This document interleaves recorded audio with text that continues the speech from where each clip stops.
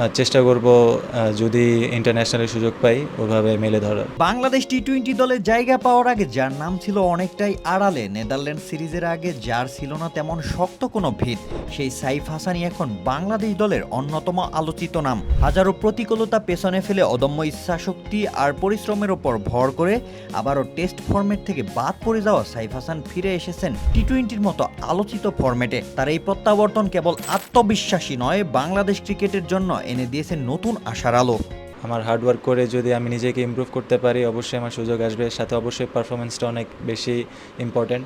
আমি চেষ্টা করব আমার পারফরমেন্স করার, আর বাকিটা আল্লাহর ইচ্ছা। এখন ক্রিকেট অনেক মডার্ন ক্রিকেট চলে আসছে, সো সিচুয়েশন অনুযায়ী খেলা, উইকেটের কন্ডিশন অনুযায়ী খেলা, সো এগুলা অ্যাডাপ্ট করেই খেলা দরকার। আমার মনে হয় অ্যাডজাস্টমেন্টটা অনেক ইম্পর্টেন্ট একটা প্লেয়ারের জন্য। অ্যাজ এ ব্যাটসম্যান সব সিচুয়েশনে অ্যাডাপ্ট করতে হয়। এশিয়া কাপে সুপার 4-এ প্রথম ম্যাচে শ্রীলঙ্কার বিপক্ষে ৪৫ বলে ৬১ রানের দুর্দান্ত ইনিংস খেলে দলের জয়ে গুরুত্বপূর্ণ ভূমিকা রাখেন সাইফ। এই ইনিংস কেবল ম্যাচ ঘোরানো নয়, বরং প্রমাণ করেছে দল পেয়েছে আরও একজন নির্ভরযোগ্য ওপেনার। আগের ম্যাচেও আফগানিস্তানের বিপক্ষে ২৮ বলে ৩০ রানের কার্যকরী ইনিংস উপহার দিয়েছিলেন সাইফ।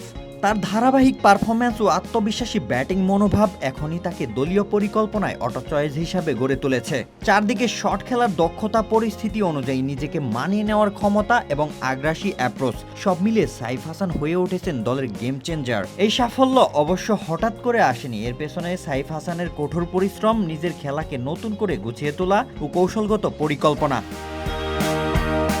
বাংলাদেশ দলের ভরসা বেড়েছে সাইফ হাসানের ওপর। এবার টার্গেট এশিয়া কাপ। সাইফদের এই ধারাবাহিকতা আর আক্রমণাত্মক মনোভাব যদি বজায় থাকে, তাহলে শিরোপার দৌড়ে বাংলাদেশও অন্যতম দাবিদার হয়ে উঠবে নিঃসন্দেহে।